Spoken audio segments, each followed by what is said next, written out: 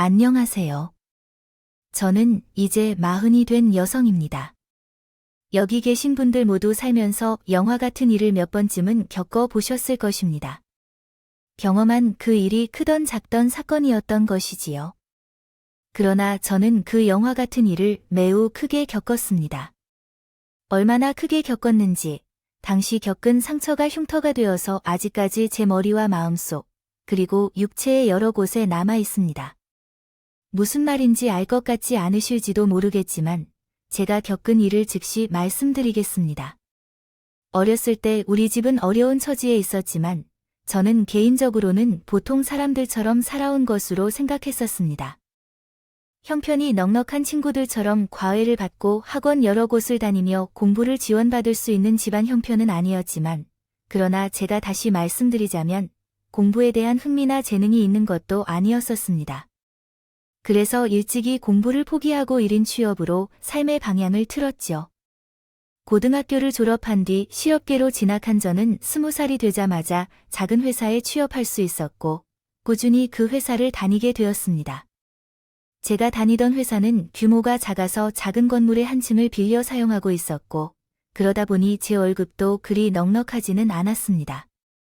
하지만 그곳에서 일을 하면서 번 돈을 친구들과 노는 것이나 사치로 쓰지 않고 차분히 저축하다 보니 조금씩 돈이 컸어요.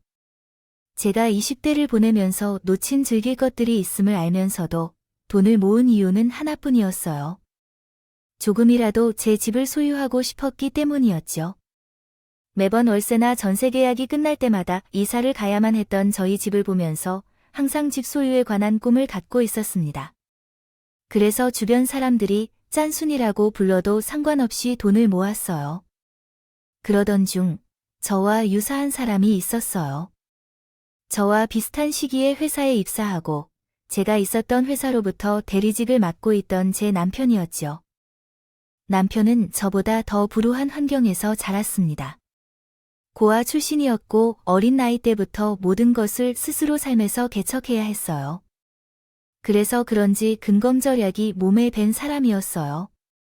그러다 보니 회사 사람들이 자연스럽게 저와 남편을 묶었고 장난으로 만나보라는 분위기를 만드는 경우도 있었죠.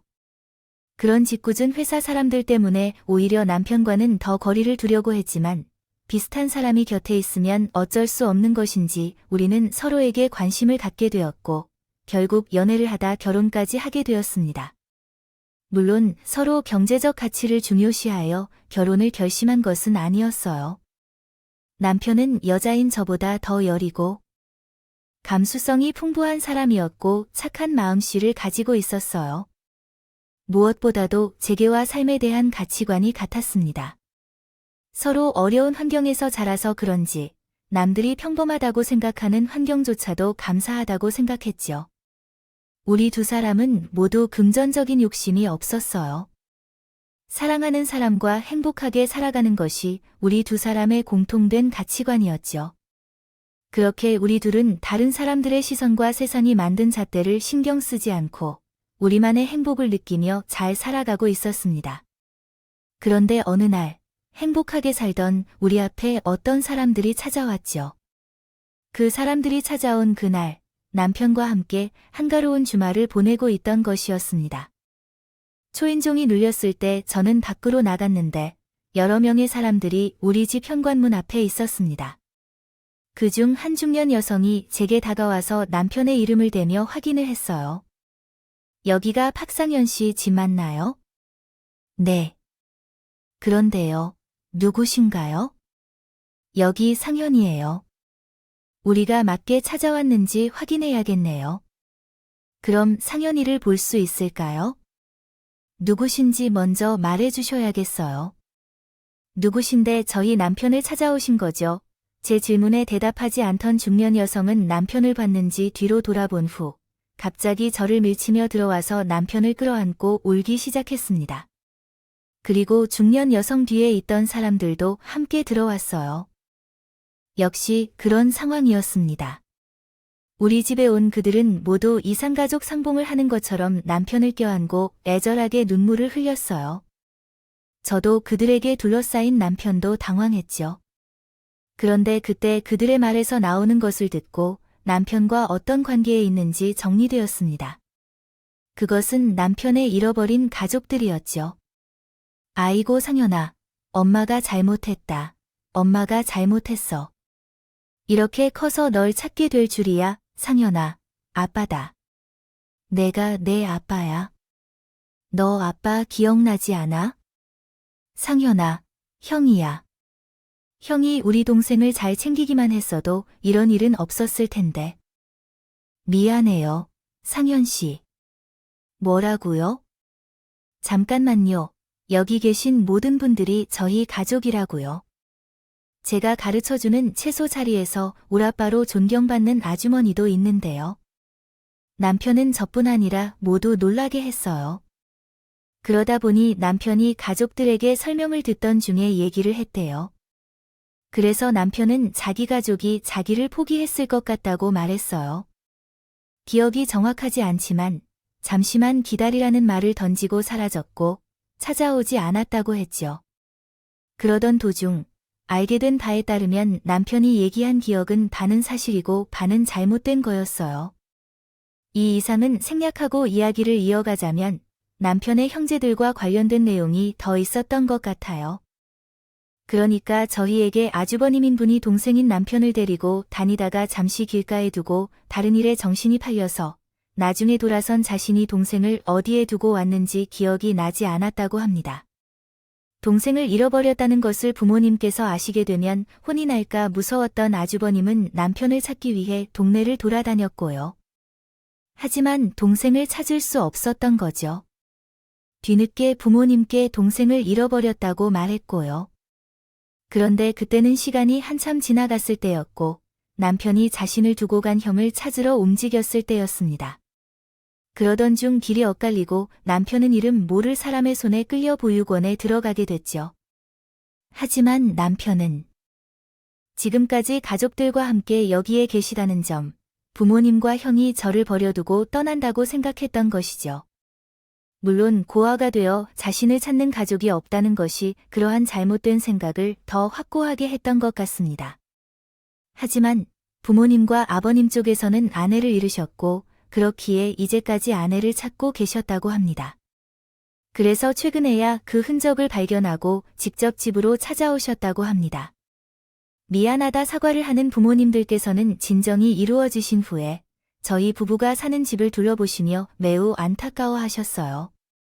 어렵게 산다는 것이 모두 우리끼리서인지 하는 말씀이실 거예요. 그래서 앞으로는 고생할 일 없을 거라며 이제까지 못한 부모 노릇을 꼭 하겠다고 말씀하셨습니다. 그렇게 남편과 시댁 가족들의 감동스러운 상봉을 바로 옆에서 봤던 저였는데 뭔가 찜찜한 부분이 있었어요. 말로 표현할 수 없었지만 계속 그런 느낌이 있어서 제가 혹시 모르니 친자 검사를 한번 해보자고 남편에게 말했습니다. 이후 여러 차례 친자 검사한 결과 남편과 모든 가족들이 유전적으로 가족이라는 결과가 나왔습니다. 더 이상 의심할 것도 없었어요.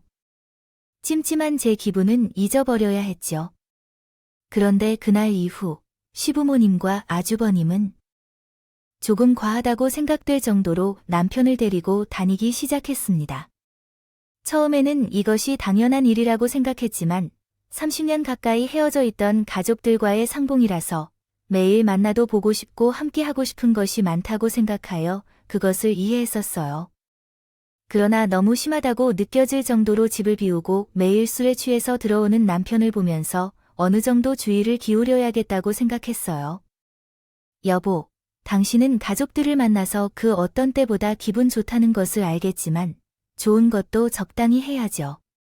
당신이 최근 몇 번이나 새벽에 술에 취해서 들어온 적이 있는지 아시나요? 이젠 마냥 들떠있지 말고 중심 좀 잡아야 해. 회사에서도 요즘 너의 행동에 대해 이야기가 나왔다니까. 알았어. 아, 그런데 회사 얘기가 나와서 말이지만 나 회사 그만두려고 해. 뭐, 회사를 그만둔다고? 그럼 앞으로 어떻게 생활할 거야? 혼자 대출 상황의 생활비를 어떻게 감당할 거야? 누가 돈을 안 벌겠다고 했어? 아버지 어머니가 하시는 사업에 함께 참여하려고 하고 거기에 우리 형도 함께 하고 있어. 아버님 어머님이 하시는 사업, 물류 유통업이었지 않았나? 너 그쪽에 대해 잘 모르잖아. 부모님께서 하는 사업은 내가 잘 알든 모르든 중요하다. 하고자 하는 의지가 중요한 것이지, 가족들과 대화를 끝내는 것은 아니다. 회사를 그만둬야 해, 여보. 물론 가족들과 같이 있고 싶은 마음은 이해하지만 돈 관련 문제는 감정을 배제하고 봐야 해, 아버님. 어머님의 사업이 어떤지, 얼마나 오래 지속될 수 있는지 모르잖아. 당신만이 아니야. 내가 그동안 같이 다니며 들은 것과 우리 집의 경제적 상황을 개선하기 위해 가족들과 함께하는 사업을 하려고 하는 거야. 현재 다니는 코딱지 회사보다 돈을 더 벌고 싶어. 돈을 더 많이 주겠다고 해서 그렇게 생각하고 있어요. 나는 내일 사직서를 제출할 예정이라서 남편이 회사를 그만둔다는 말에 대한 나의 대답은 잊고 듣기만 하고 있었습니다. 남편은 확신에 차 있었어요. 자신이 다니던 회사를 떠나서 시부모님의 사업을 돕는 게 우리 가정과 자신의 가족들에게 더 큰 도움이 될 것이라고 생각했거든. 하지만 그것은 남편의 생각이었고 나는 더 꼼꼼히 확인하고 결정해야 된다고 생각했습니다. 그래서 남편에게 시부모님의 사업에 대해 자세히 물어보았어요. 그러나 남편은 잘 알고 있다고 말한 반면에 무엇을 모르는 것 같았어요. 그냥 물류 유통업이고 제법 큰 돈을 번다는 것만 알고 있는 것 같았어요. 걱정이 이만저만이 아니어서 일단 회사 일을 계속하면서 부모님의 일을 배우거나 부모님의 사업에 대해 자세히 알아보자고 했어요. 그러다가 이제까지 부모님과 아버님께서 사주신 명품들을 한 가방 챙겨왔어요. 그리고 조금 봐봐. 이 중에서 내가 한 달 월급으로 살 수 있는 것이 있다고 생각해. 그런데 우리 부모님과 형은 나에게 한 달에 한두 번씩 이 명품들을 사줘. 이걸 보기만 해도 모르겠어? 절대 불안할 필요가 없대요. 그리고 그런 일은 없겠지만 만약 얼마 지나서 망한다고 해도 이 명품들을 팔아서 생활비를 마련하고 그 사이에 다시 취업 준비하면 현재 다니고 있는 일보다 종사하는 것이 있을 거야. 정도로 회사를 그만두는 것도 아닌 것 같아요. 그래서 괜히 걱정하지 마시고 만약 당신도 관심이 있다면 말해줘. 나는 우리 부모님께 잘 말해볼 테니까. 제가 뜯어 말린다고 말려질 사람이 아닙니다. 결국 남편은 회사를 그만두고 시부모님 가족들과 사업을 같이 하게 되었어요. 그리고 그날부터 남편은 시부모님 가족들과 더 가까워지며 재와는 점점 소중한 시간이 줄어들게 되었죠. 그러다 보니 남편 앞에 가족들이 나타난 것이 좋은 일인지 나쁜 일인지 헷갈릴 정도가 되었습니다. 제 혼자 우리 집과 남편에 대해 많이 고민하게 되었지만 남편은 고민이 많은 재와는 다르게 신중히 대처했어요. 그가 말한 것보다 부모님의 사업이 더 잘 되고 있는 것인지 이전과 비교해도 할 수 없을 만큼 큰 돈을 가지고 왔고 우리 집 가게는 순식간에 변해갔어요. 일을 시작한 지 얼마 되지 않아 작은 다세대 주택에서 넓은 신축 아파트로 이사를 하는 등 막대한 변화가 있었죠. 그러나 제 걱정은 더해가는데 남편과의 사이가 점점 멀어지고 있다는 걱정도 했었지만 그런 걱정을 마치고 온 남편이 다치고 들어오는 경우가 종종 있었습니다. 남편이 무슨 일을 하다가 다치는 건지 물어보면 그는 몸을 써서 다치게 된 유통업을 하고 있다고 자신이 실수로 다쳤다며 대수롭지 않게 말했어요. 뭐야, 또 다쳤어? 이번에는 뭘 하다가? 다쳤지만 왜 매일 일하고 돌아오는 사람이 계속 다쳐서 들어오는 건가요?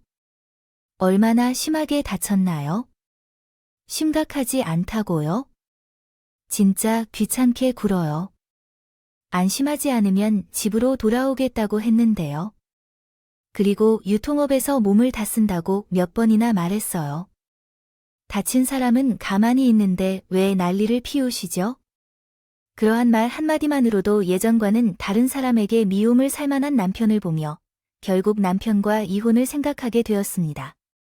전 경제적 여유보다 사랑하는 사람과 행복하게 살아가는 게 더 중요하다고 생각했었기에요. 이젠 이혼에 대해 깊이 고민하게 되었습니다.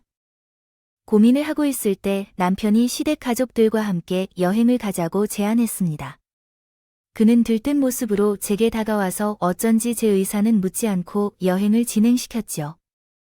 사실 저는 시댁 가족들과 함께하는 여행이 그리 즐거운 것만도 아니었습니다.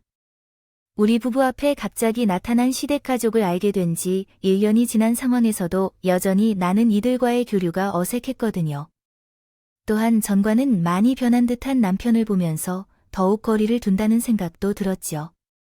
하지만 내가 사랑하는 남편의 가족이니까 함께 가야 한다는 이유로 그들과의 여행을 따라 나갔습니다. 이렇게 닥치는 일을 예상 못했지요. 지금 생각해보면 모든 것이 부자연스러운 것 같습니다. 처음부터 말이에요. 당신 남편에게는 차량 2대가 있었어요.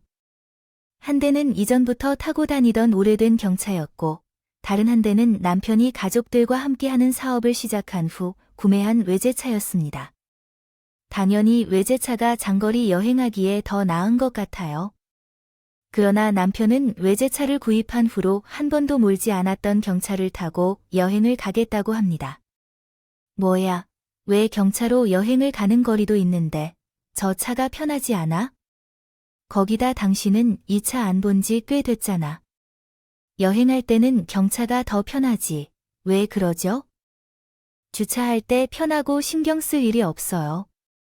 괜찮은 주차 공간을 찾는 것도 어렵고 길이 좁아 이동이 어려워요. 남편의 말이 맞다고 생각할 수 있었어요. 그런데 그 후로 벌어진 상황은 더 이상했어요. 여행을 출발하기 전 시댁 가족들이 우리 집에 도착한 후 함께 출발하기로 했어요. 그런데 시아버지와 시어머니께서 넓고 편안한 좌석이 있는 SUV를 이용하고 좁고 편해감이 좋지 않은 저희 부부는 경차를 타겠다고 하셨어요. 저희 차보다는 시아버지 차를 이용하시면 더 피곤해 보이지 않으실 텐데 보시다시피 좁고 짐까지 꽉 찼거든요. 타고 오는 동안 불편하실 것 같아요. 괜찮아. 어차피 같은 차잖아. 불편할 게 뭐가 있겠어? 그럼 상현이가 운전하는 차를 타고 싶다고 그래? 30년 만에 만난 아들의 차를 타고 가족 여행을 가는 것이 얼마나 의미 있는지 몰라. 그러니까 우리 불편한 건 신경 쓰지 말라. 그래도, 그럼 여보, 우리 차를 바꿔 타자고? 우리만 타면 몰라. 하지만 아버님과 어머님도 함께 타시니까 그 차가 더 좋을 거야. 좌석도 넓고 승차감도 좋은 차량이 있는데 왜 그 차를 고집할 필요가 있어? 아, 이거 아니거든. 그러지 않아. 차를 바꿀 거면 너 어떤 짐 또 가져왔니? 다시 타고 가야 해요. 번거롭게 그렇게 할 필요 없어요. 경차가 무슨 문제니? 아까 말했듯이 주차하기 편하고 우리 부모님께서도 괜찮다 하시니까 그냥 이 차를 타고 가자. 이제 출발할 시간도 다 됐어요. 더 이상 지체하면 도로에서 시간을 낭비할 거예요. 저는 억지로 고집을 부리는 것 같진 않은데 시부모님과 남편이 모두 경찰차를 타겠다고 하더라고요. 제외하고 차에 탑승하는 모두가 괜찮다고 하는데 더 이상 고집 부릴 수 없었어요. 결국 내 사람들이 좁은 경찰차를 타고 출발을 해야 했어요. 출발을 한 후에도 이상한 점이 한두 가지가 아니었습니다. 제가 타고 있던 차량에는 어째서인지 긴장감이 퍼져 있었죠. 남편은 운전을 하면서 아무 말도 없었고 뒤에 앉으신 시부모님들도 이야기를 꺼내지 않으셨어요. 그러다 보니 처음에는 입을 다물고 있었어요. 게다가 뒷좌석에 계신 시부모님은 저를 감시하고 있는 느낌을 주었어요. 가끔 차량의 후방 거울과 제 휴대폰 화면에 반사된 뒷좌석을 확인하다 보면 시부모님의 날카로운 눈빛이 저를 쳐다보고 있다는 것을 느꼈거든요. 그러한 분위기 속에서 한참 동안 차를 타고 가다 보니 제가 숨이 막힐 것 같아서 먼저 말을 꺼내보며 촬영한 분위기를 전환하려 했지만 기계적인 대답만 되돌아오고 촬영한 분위기는 크게 달라지진 않았습니다. 그렇게 긴장감을 느끼며 차를 타고 가던 중 휴게소에 도착하게 되었습니다. 차 안에 서 있는 것 자체가 곤욕이었던 저는 휴게소에 도착해야 조금 마음을 놓을 수 있었습니다. 집을 떠난 지 얼마 되지 않았지만 벌써 돌아가고 싶은 마음이 굴뚝처럼 느껴졌고 앞으로 시댁에서 가족들과 함께 할 시간이 불편하게 느껴졌습니다. 아침을 먹지 못한 채 출발했지만 뭘 입에 넣는 게 자체가 불편했어요. 그래서 밥도 먹지 않은 채 있었습니다. 휴게소에서 마련된 테이블에 앉아 물만 들이키고 있었을 때 남편과 시댁 가족들이 다가왔습니다. 남편이 묻기를 뭐 먹을래? 중간에 식당 들릴까? 하다가 그냥 여기서 간단히 해결하고 목적지에 도착해서 제대로 먹을까? 했습니다. 경솔하게 식사를 건너뛸 수도 있었지만 난 아침을 먹지 않아 배가 많이 고플 것 같지 않아요. 오랜만에 차를 장시간 타다 보니 속이 좀 안 좋은 것 같아요. 그러면서도 남편은 차를 탔을 때 속이 편할 텐데 오히려 빈속이라 속이 더 안 좋을 수도 있어. 간단하게라도 뭘 먹지? 물었습니다. 난 괜찮아요. 그냥 안 먹어도 괜찮아요. 하고 대답했습니다. 그러면 내가 커피나 한 잔 마시고 고고? 있을게. 나 때문에 이러지 말고 당신은 어서 아버님과 어머님을 모시고 밥을 먹고 오세요. 아이고, 우리 며느리가 뭘 좀 먹어야 하는데. 그래도 커피라도 먹는다니까 다행이네. 그럼 내가 커피를 좀 사오겠어? 어머님, 아니에요. 제가 사서 가져올게요. 얼른 식사하세요. 아니다. 내가 좀 몸이 안 좋은 것 같은데 괜히 우리 때문에 그런 것 같아서 내가 신경이 쓰여서 그래. 너 여기서 쉬고 있어라. 내가 커피 사온다. 그래. 그 아메리카노 아니면 뭐 따뜻한 라떼? 제가 가도 돼요. 그럼 라떼로 할게요. 감사합니다. 어머님. 밥을 먹자고 물어보는 것조차 수상했습니다. 온 가족들이 제 입에서 대답이 나오길 기다리는 눈치였으니까요. 커피도 제가 사오려고 했지만 굳이 자신이 사다 주겠다는 시어머니의 말을 거절할 수가 없었어요. 그 당시 가족들 간의 분위기가 거절할 수 없는 분위기였습니다. 몇 분 뒤에 시어머니께서 라떼 한 잔을 직접 가져오셨어요. 그때까지 남편과 시댁 가족들은 제 걱정을 하며 곁에 있어 주었고 그 상황이 불편했던 저는 커피를 받자마자 이제 식사를 하고 오라며 남편을 재촉했습니다. 이제 따뜻한 라떼를 마시면서 좀 쉬면 될 것 같아요. 그러니까 당신은 어서 가족들을 모시고 가세요. 식사하러 가서 여기서 이렇게 하지 말아요. 난 걱정돼서 그래요. 상연이 말이 맞아요. 언니 몸이 안 좋다는데 밥 넘어갈까봐 걱정돼요. 우린 내가 그러면 다 마시고 들어가서 밥 먹어야 해요. 아니에요. 제 몸은 그렇게 심각하지 않아요. 이 음식은 뜨거우면서 맛있어요. 조금 시간이 걸릴 테니 미리 식사하세요. 저도 천천히 먹겠어요. 하지만 그 말에도 시댁 가족들 모두 제 걱정을 하고 있었어요. 그래서 제가 눈치를 살펴서 한 모금 라떼를 마시자 가족들이 안심한 것 같아서 한 명씩 자리를 떠나기 시작했어요. 아, 뭐라도 먹게 돼서 다행이에요. 다행히도 그렇지 않았다. 그래도 혹시 모르니 차를 마시기 전에 미리 마셔두세요. 소화가 완전히 이루어지고 차를 마실 때 속이 덜 부을 것입니다. 그리고 우리는 밥을 먹고 나서 엄마께 인사를 드렸고 시댁 가족들이 자리를 떠나면서 나는 마음을 놓을 수 있었어요. 그러나 앞으로 몇 날 동안 시댁 가족들과 함께 지내야 한다는 사실 때문에 불편했습니다. 그래서 손에 쥔 라떼는 입으로 넘기지 못했습니다. 가족들이 식사를 마치고 돌아오기 전에 얼른 차가운 라떼를 마셔야 할 때가 왔죠. 그렇게 할 수밖에 없었어요. 남아있는 라떼가 시간이 흐를수록 가족들에게 불편함을 줄 것 같아서였어요. 그러나 거의 다 마셨지만 그대로 남아있는 라떼는 가족들이 오기 전까지 다 마시지 못할 것 같았습니다. 그래서 조금만 마시고 남은 라떼를 근처 하수도 배수구에 버리게 되었고 마신 첫 빈 커피잔을 두고 자리에 앉아 있었습니다. 얼마 후에 식사를 마친 시댁 식구들과 남편이 제가 있는 자리까지 왔고 저에게 몸 상태가 괜찮은지 물으면서 출발해도 되는지 물어보았습니다. 그곳에 머물러 있는 것이 적절하지 않았고 시댁 가족들과 함께 있어야 했기 때문에 일찍이나마 숙소로 돌아가자고 생각했던 저는 괜찮다고 말하고 남편의 차량에 다시 몸을 싣고 나아갔습니다. 이후 휴게소를 떠나 출발한 후 얼마 지나지 않아서요. 잠이 쏟아져 왔다. 처음에는 뒤에 시부모님도 계셨기 때문에 쏟아지는 잠을 참으려고 했어요. 그런데 제가 잠을 쫓으려는 것을 눈치챈 것인지 남편과 시부모님께서 마음 편히 쉬고 싶다고 하신 거예요.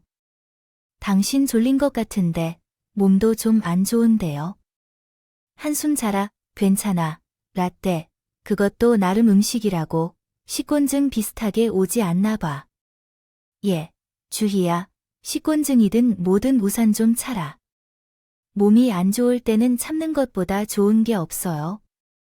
우리 때문에 그러는 거면 신경 쓰지 말고 내 몸이 나빠야 우린도 여행하는 동안 마음 편하지 않겠니? 정말 괜찮아. 말은 괜찮다고 했지만 전혀 괜찮지 않았습니다. 도저히 쏟아지는 잠을 막을 수가 없더라고요. 그래도 정신을 차리고 깨어 있으려고 했는데 저도 모르게 잠이 들었고 제 기억이 끊겼죠. 그러다 제가 잠들었다는 걸 자각하게 되는 일이 있었어요. 제 귀에 수상한 대화 소리가 들리기 시작했거든요. 한며느리 얘 깨기 전에 빨리 끝내자고. 그러게 너 형 지금 어디라고 하니? 바로 뒤따라오던 애가 어딜 간 거야? 고속도로까지는 잘 따라왔는데 아까 국도 빠질 때 덤프트럭들이 줄줄이 끼어들어서 놓쳤대요. 곧 온다고 하니까. 계획에 차질은 없을 것 같아요. 너무 걱정하지 마세요. 그런다고 걱정이 안 되겠니? 오늘 일이 처음부터 꼬이고 있잖아요. 하체는 이제까지 모든 것을 순순히 따르는 것 같았는데 갑자기 오늘 되니까 이것저것 다 의심하고 우리가 하자는 것이 핑계처럼 되면서 빠져나가고 있으니 내가 불안하지 않겠냐고. 거기다 내 형은 왜 여태 한 번도 안 하던 어리버리한 짓을 하고 있다니. 이러다 일망치면 어떡하려고. 엄마, 너무 걱정하지 마세요. 어쨌든 현재까지는 계획대로 되고 있잖아요. 밥이 됐든 커피가 됐든 수면제를 먹고 잠들면 되는 거 아니에요. 형도 그 도착한다고 했으니까 걱정 마세요. 우리 계획대로 이 사람 사망보험금을 받을 수 있어요. 너는 내가 부정 혹은 저주라고 일 끝날 때까지 그 단어를 언급하지 않도록 하라고 했지. 엄마, 사망보험금은 사망보험금이라고 말해야지. 그렇다면 뭐라고 하세요? 아, 그리고 언제부터 부정 혹은 저주라는 말인가요? 아, 그게 무슨 말이에요? 아, 그건 자신이 만드는 저주라는 뜻이에요. 하지만 그래도 그 애는 어디에서나 듣는 귀가 있을지도 몰라요. 미신이 된 저주든 입으로 나쁠 일은 없어요. 아, 알겠어요. 그렇다면 그 돈을 받을 때까지 이번 일을 어떻게 부르면 되나요? 뭐라고 불러야 해요? 단순히 이번 일이라고 하면 되고, 그렇게 이해하기 쉽게 하려면 여행이라고 말하면 돼요. 여행인가요? 응, 맞아. 여행은 여행이니까. 그렇다면 이번 여행은 8억짜리 여행이야. 되는 건가? 아, 진짜 비싼 여행이네. 거기다 여행 가면 갔다 오니 8억이 생기고. 상현아, 너 진짜 일 망치려고 그래? 좀 차분히 있으라고. 수면제 사망보험금 8억 남편과 시부모님은 좀처럼 일상생활에서 들을 수 없는 단어들로 대화를 나누고 있었습니다. 그 수상한 대화들을 자는 척 엿들었던 저는 어렴풋이 그 대화의 대상이 저를 가르친다는 걸 느끼고 있었어요. 그리고 그들의 대화를 엿듣고 있던 그때 머릿속에서 기억 하나가 떠올랐죠.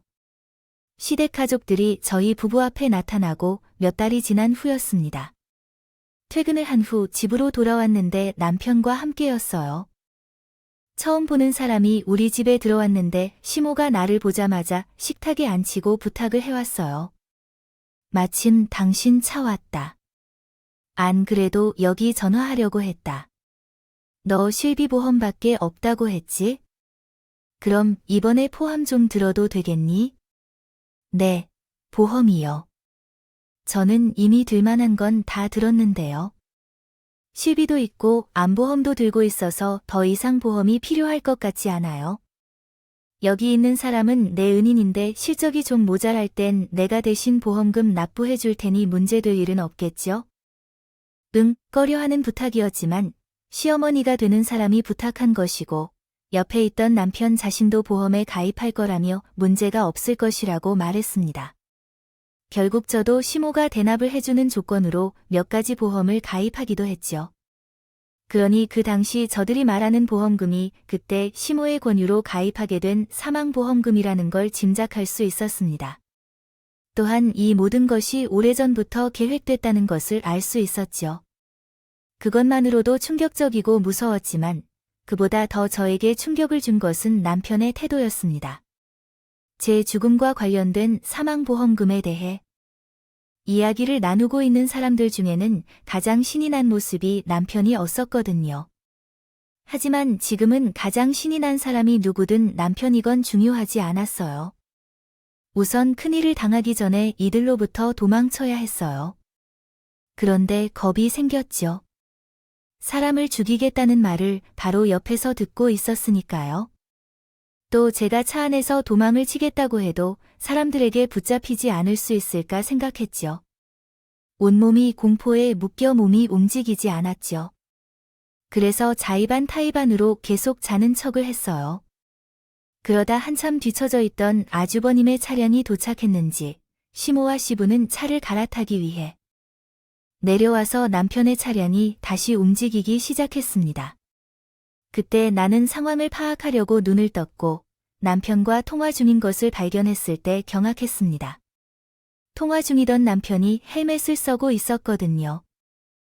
형, 원래 계획한 장소는 이미 지나갔으니 다음 장소에서 만날 거야. 그리고 이제부터 CCTV가 없어야겠지? 맞지? 나 할머니가 이미 썼나 봐. 그래도 혹시 모르니까 선바위조를 내리고 시트 밑에 뭔가 깔아놓아서 헬멧이 안 보이게 해야 해. 이미 다 했어. 그러니 이제 모두 끝났지. 이제 이야기는 다 끝났지. 휴대폰을 버리면 될 것 같아.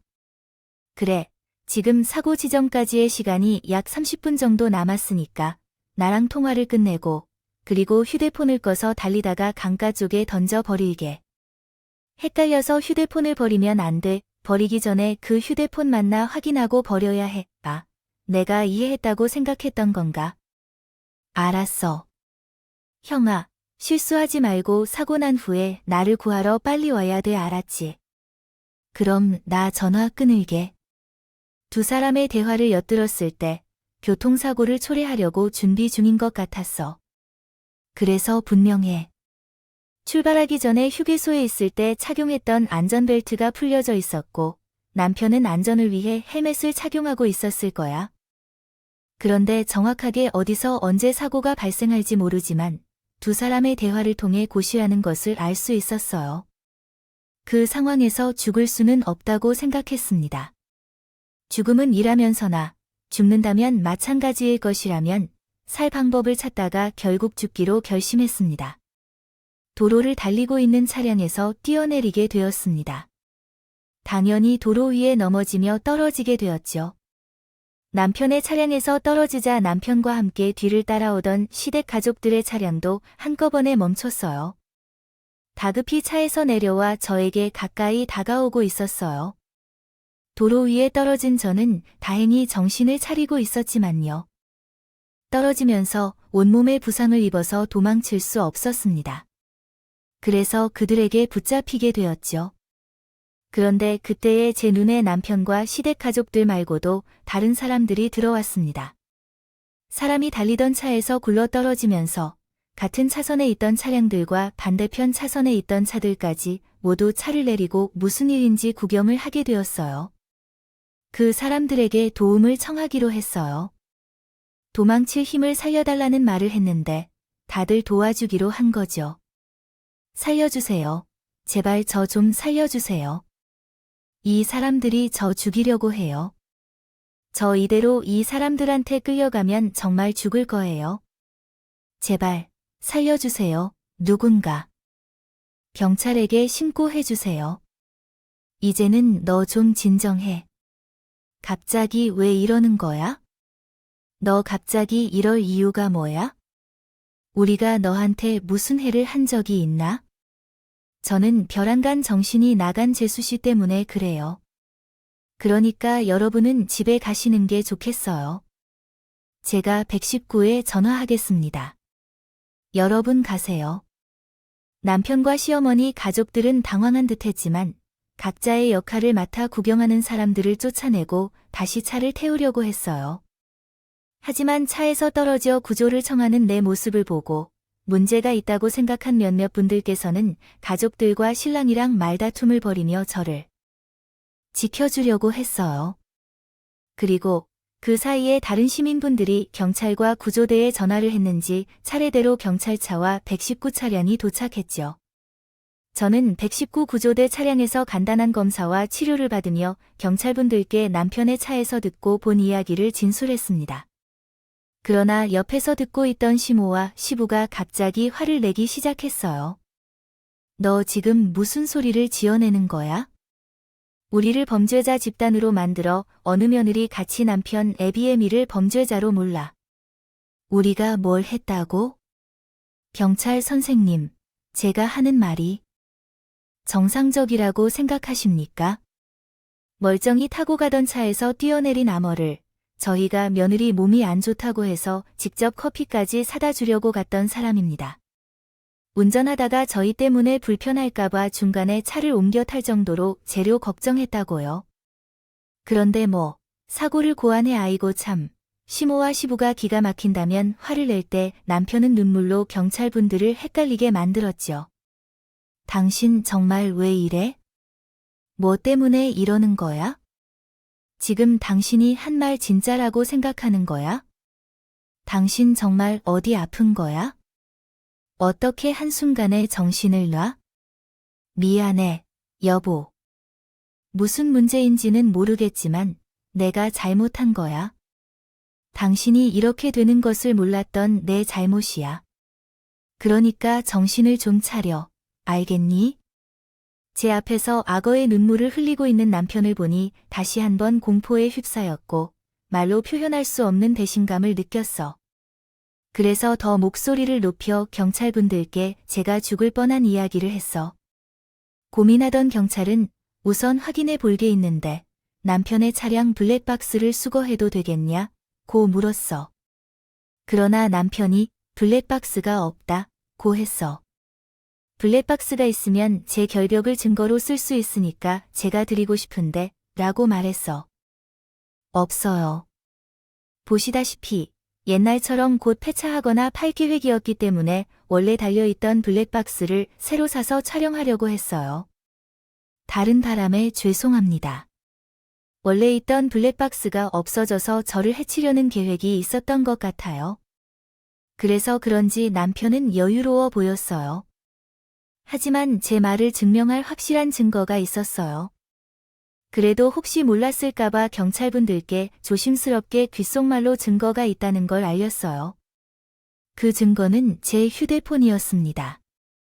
잠에서 깨어난 뒤 남편과 시부모의 대화를 엿들었을 때 보험에 대한 기억이 났을 때부터 조심스럽게 팔을 움직여 휴대폰을 켰습니다.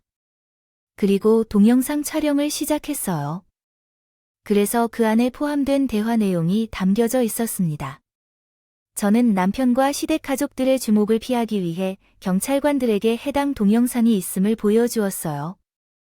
경찰관들께서는 제 말에 대한 진실성을 더할 수 있는 증거가 있다고 확인하시고 저를 도와주려 했습니다.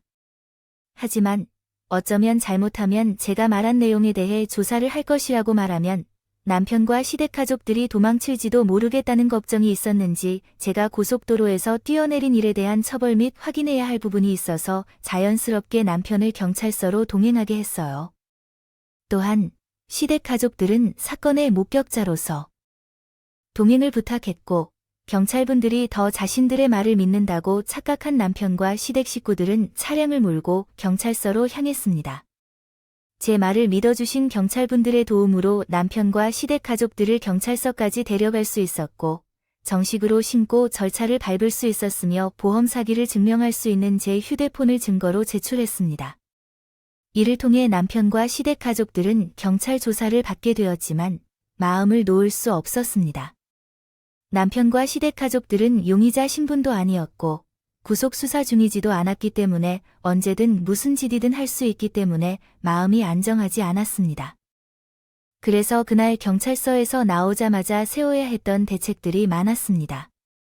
우선 부모님께 내가 당한 일을 말한 뒤 절대 남편으로부터 연락을 받지 말라고 했고 가능한 한 사람들이 많이 다니는 장소를 피하는 것을 당부했습니다. 또한 다니던 회사에 긴급히 휴가를 신청해야 했습니다. 남편이 제와 같은 회사에서 일했기 때문에 그곳도 방문할 가능성이 있을 것으로 생각했거든요.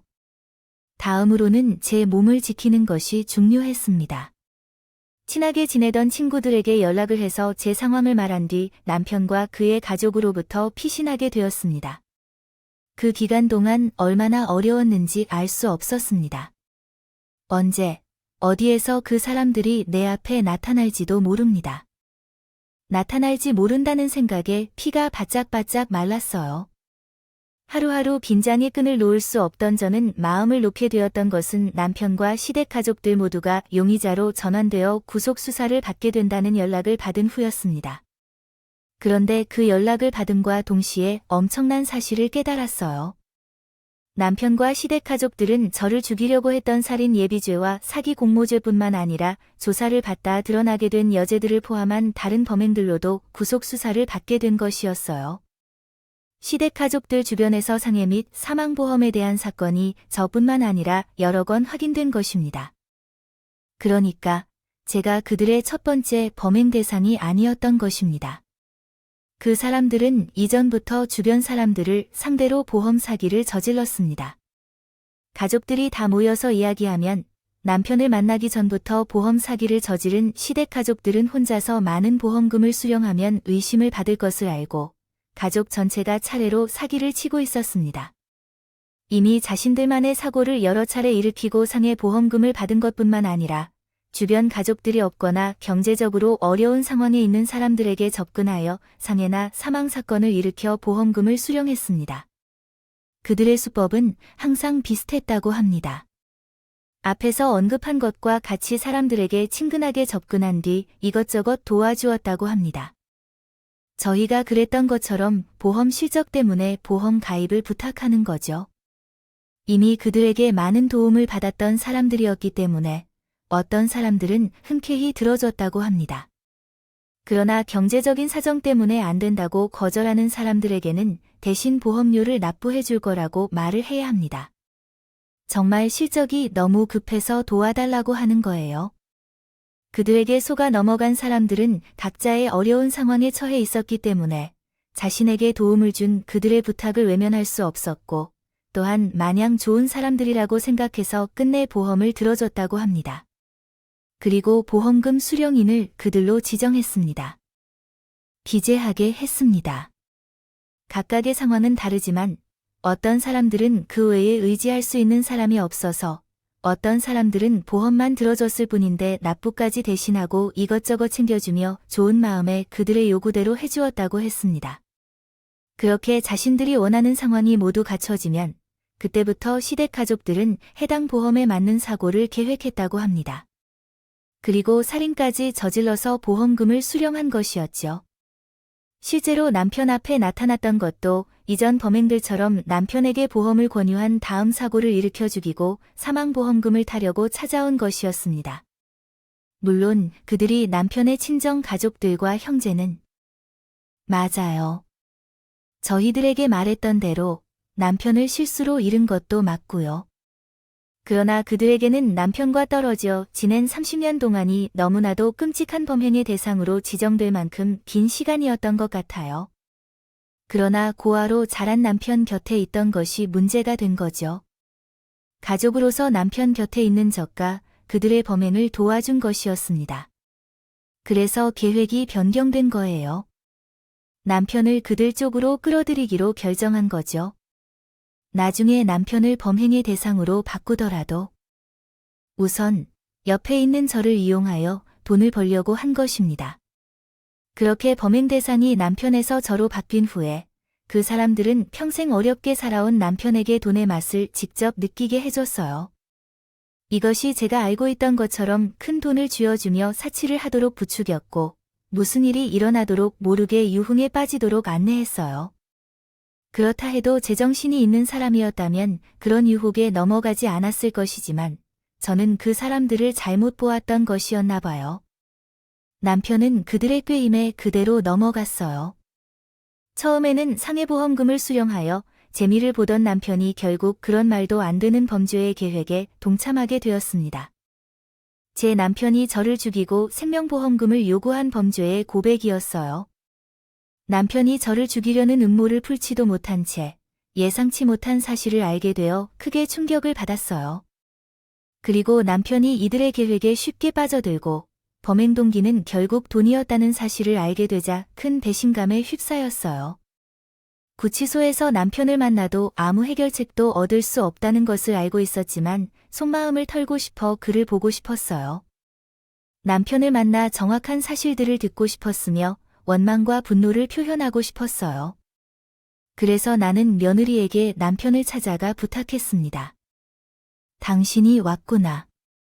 나는 처음에 당신이 내게 말을 걸었을 때 거부했는데 그게 오해를 불러일으킬 거라는 생각은 하지 못했어. 사실 당신이 지금 오해하고 있는 것은 내가 당신을 살해하려 했다는 것이라 생각하는 것 같아. 사실 나는 아주 작은 교통사고를 일으켜서 우리 둘 다 상해 보험금만 받으려고 했어. 그래서 내가 말을 해서 오해가 생겼던 건 우리 가족 때문이었어. 솔직히 말하면 우리 가족들은 이번 사고로 당신에게 사망보험금을 받을 수 있다고 했었어. 하지만 나는 어떻게 당신을 손으로 죽일 수 있겠어. 그래서 말만 그렇게 하지만 사실은 당신을 죽이려 한 적은 없다는 거야. 정말이야. 거짓말을 꺼내든 내 녹음 파일을 들으면 당신이 가장 행복해 보인다는 걸 알아. 당신이 이번 여행을 8억짜리 여행이라고 부르는 게 있다고 했잖아. 그런데 넌 나를 죽일 수 없어. 쓰레기 같은 놈, 너는 나에게 그동안 보여준 것들이 다 연기였던 거지. 작은 집 하나, 밥 한 끼, 그리고 나만 있다면 충분하지 않을까? 그런데 결국엔 돈이 전부였어. 그니까 원래부터 넌 스스로 어느 정도 이상의 삶은 살 수 없다는 걸 알았으니까. 비참하게 되고 싶지 않아서 내가 그 정도의 삶도 행복하다고 속아 넘어간 건가? 비겁한 놈, 못난 놈, 사람을 죽이고 돈을 노리고 싶다면, 그 정도로 돈이 좋았다면 욕심 많은 척이라도 해야지. 왜 욕심 없는 척하며 돈보다 더 가치 있는 것을 쫓는 척하여 다른 사람을 속이고 내 삶에 이런 상황을 겪게 만드냐고 이 죽일 놈의 새끼야.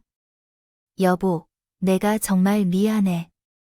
제가 잠시 미쳤던 것 같아.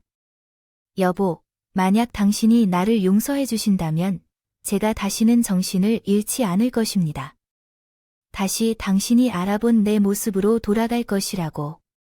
그러니 부디 제게 사비를 써줄 수 있게 탄원서 좀 작성해 주실 수는 없을까요? 내가 잘못하면 징역형도 맞을 수 있지만 당신도 아시다시피 제 학벌에 징역형을 받으면 올바른 삶을 살기 어려울 테니까요. 우리가 앞으로 당신과 제가 꾸던 행복을 이루기 위해서는 저는 징역형만큼은 피해야 합니다. 그러니 제발 용서해 주세요. 정말 많이 반성하고 있습니다. 너는 뭔가 잘못 생각하고 있는데 너와 나 사이에 우리 또는 꿈꾸던 행복이라는 단어는 없어. 내가 왜 너와 같은 꿈을 꾸는지 모르겠고 날 죽이려던 놈과 다시 살 것 같아. 날 돈으로 보는 사람과 내가 살 것 같냐고? 이번 재판이 끝나면 이혼 소송을 시작할 거야. 그래서 당신이 최대한 교도소에 오래 있게 하기 위해 나는 절대 당신을 용서하지 않을 거야. 당신에게 엄벌을 요청할 거라고 호소해야겠지. 더 이상 당신과 대화하며 내 감정을 소모하고 싶지 않아. 쓰레기 새끼야. 난 너를 최대한 오래 이곳에서 썩게 해주겠고 밖에서도 절대 얼굴을 들고 다닐 수 없도록 할 거야. 너, 범죄자 새끼야. 그래서 그들을 만나는 게 끝이었어요. 남편의 어떤 접촉에도 응답하지 않았고 그날 이후에는 몇 차례의 재판과 항소를 거쳐 남편과 그의 가족에 대한 최종 판결이 내려졌죠. 먼저 우리가 겪은 사건에 관해서만 제재를 받게 되었습니다. 그들은 모두 살인 시도 및 사기 공모죄를 인정받았고 남편은 징역 1년 6개월을, 나머지 가족들은 징역 2년 이하의 가법을 받게 되었습니다. 처벌이 매우 가벼운 것 같아서 의심스러웠지만 사실 꽤나 확실한 증거가 있었기 때문에 높은 제재를 받았다고 합니다. 특히 남편이 처음 범행을 저지르는 것에도 불구하고 징역을 선고받은 것은 매우 예외적이었다고 합니다. 또한 남편이 아내인 저를 계획하고 속이려고 죽이려 했다는 것은 매우 충격적이었습니다. 그러나 제 사건만큼 올바르게 확인한 여성들도 있습니다. 내 경우에도 계획과 실행이 덜 올바르게 실행되지 않아 나타났지만 다른 경우에는 생명을 잃은 사람들도 있습니다. 때문에 예상처럼 제 사건과 비교 불가능한 오만 처벌이 예상됩니다. 단, 남편은 이전 사건들과 연관되어 있습니다. 과거에 벌였던 사기건이 있어 재판을 받게 되었습니다. 그 후 남편은 보험사기죄가 추가되어 최종적으로 2년의 징역을 선고받았고 남편의 가족들 또한 오랜 수사와 재판 끝에 부모님께서는 무기징역을, 남편의 형제는 각각 30년의 징역을 받게 되었습니다. 남편이 받게 된 최종 처벌은 아쉽기는 하지만 법은 그렇다는 것을 인정하며 받아들여야만 했습니다. 이제는 그 판결을 받아들여야만 하는데 과거를 잊고 살아가야 했습니다. 물론 당연히 남편과는 이혼을 했고 남편이 처음 사건으로 징역을 받은 뒤에 바로 이혼 소송을 진행했습니다. 승소는 이미 소송을 시작하기 전에 결정되어 있었습니다. 확실한 것은 이혼 소송으로 인해 어려운 점은 없었습니다. 그것보다는 남편과 그 사건으로 인해 발생한 트라우마를 극복하는 것이 훨씬 힘들었어요. 다행히도 제가 이 기간 동안 살아남은 게 아닌지 알 수 없어서 주변 지인들이 많은 도움을 주었어요. 그들이 자신들의 시간을 내어서 옆에 있고 위로해주며 제가 다시 일어설 수 있도록 도와주었어요. 지금은 과거를 잊고 행복하게 살고 있습니다. 물론 그 사건으로 인해 흉터가 남아있지만 그것은 제 머리와 마음에 여전히 남아있습니다. 하지만 그 흉터는 저에게 예방주사로 남은 흉터라고 스스로 생각하고자 합니다. 앞으로 인생에서 어떤 일이 벌어지든 모든 것을 조심하고 대처할 수 있도록 예방주사를 세우는 것이 중요합니다. 한 방을 맞았다고 할 수 있겠네요. 이런 상황에서 스스로 위안을 찾아야 할 것이지만 이미 벌어진 일이니 긍정적으로 생각하는 것이 최선일 것 같습니다. 과거에 있었던 일 때문이라도 앞으로 더 행복하게 살겠다고 다짐합니다. 지금도 충분히 행복하지만 더 행복해지고자 합니다. 이를 위해 많은 분들의 응원을 받았으면 좋겠습니다. 제 이야기는 여기서 마치겠습니다. 읽어주셔서 감사합니다.